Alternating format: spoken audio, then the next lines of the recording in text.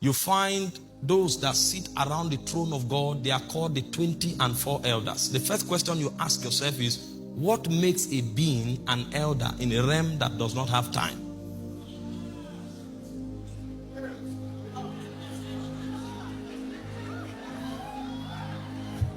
What is the parameter? What makes a being an elder in a realm that is not regulated by the forces of time? But as you study their operation, you discover two things stand out. Number one, they are custodians of the secrets of God. When John was in heaven weeping, one of the elders came to him. In Revelation chapter 5, he said he wept much, and an angel, a strong angel, spoke, and it looked as if there was no hope for humanity. And John was weeping in heaven until an elder came to him and said, weep not. That angel does not know much, even though he's in heaven, because this thing is a function of scrolls. He said, meanwhile, that thing that angel does not know. He said, behold the Lion of the tribe of Judah, the root of David. He is not prevailing, he has prevailed. So what you think is a breaking news is in the past. So they are custodians. They are custodians. That's one of the things that makes them elders. And the second thing is that they are beings of brokenness. Although they have thrones, they have crowns, they don't wear them. Neither do they sit on the thrones. They prostrate and they keep worshiping day and night. They cast their crown. And so you find certain features about this being, and the kind of power they wield is enormous. So enormous that they sit with God in a cabinet of heaven, as though they participate with God in ruling all of his entities, all of his creation. But you see, that's not all you see in heaven. There are other creatures called dominions. Dominions are princes that are sent to govern over realms that are created. So a dominion is actually a prince that has a territory. That's why when man was created, one of the things that was given to man was dominion, so that he will be the prince that ruled the earth. So when you become a dominion, you have authority either over a quadrant of God's people, a quadrant of God's angels, or a territory. So there are also dominions in the realms of God. And they are not only dominions, they are principalities, they are powers, and they are rulers. All of these are entities of glory. Now, when God decided to create man, the realms of the spirit had existed for aeons.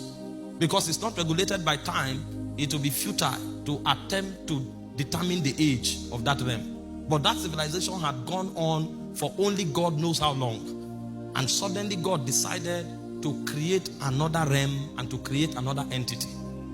Now, the reason the subject of man has become a concern is the fact that the statements God made when he made man, considering what has been, is why I am troubled.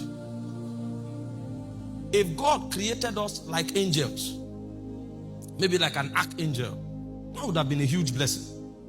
Because there are some angels that, the Bible spoke about an angel that passed through the earth in one night and slew 185,000 people.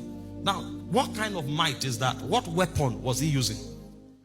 The Bible said they excel in strength. The Bible speaks of some princes. When one angel appeared on earth, he said one of his foot was on all the waters.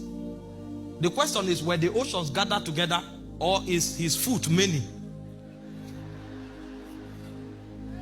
And he said he put another one and he covered all the lands. And when the angel shouted, he said 1/3 of the birds died. Such is the excellency of the angelic order. The ranking of that realm is something so superlative that the mind cannot comprehend.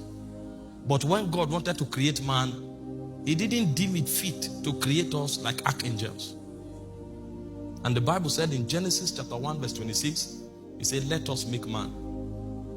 Now, if God created us in the image of the Son, that would have been glory enough. If he created us in the image of the Spirit, that would have been glory enough. If he created us like the Father, that would have been glory enough. But he said, let us make man in our own image, after our likeness. That means when you study into man, you are going to find the dimensions of the Holy Ghost.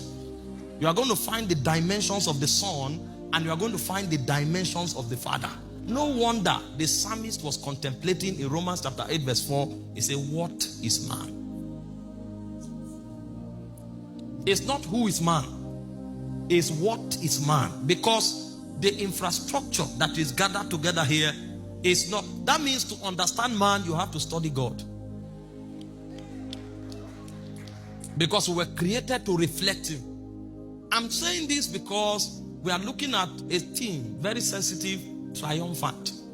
And what that goes to mean is that if a man fails, it should be a project work.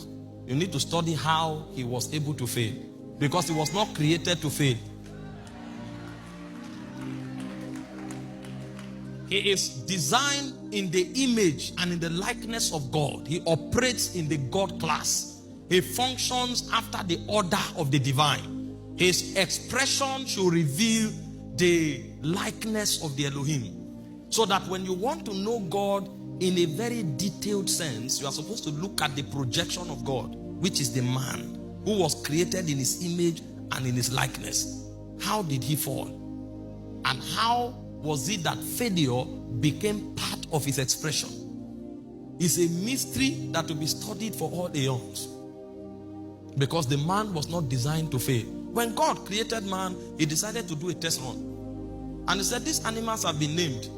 Well, go and name them, let's see what you will call them. And the Bible said, every name the man called the animals was the name thereof. He didn't make one mistake. He operated at the mental frequency of divinity. Everything they were called was what he called it. And he didn't need to peep into any document. Because when he looked into himself, he drew out rivers that are eternal. The very essence of God was expressed through him in a likeness that was after the order of the divine. But this man fell. And he said, they know not.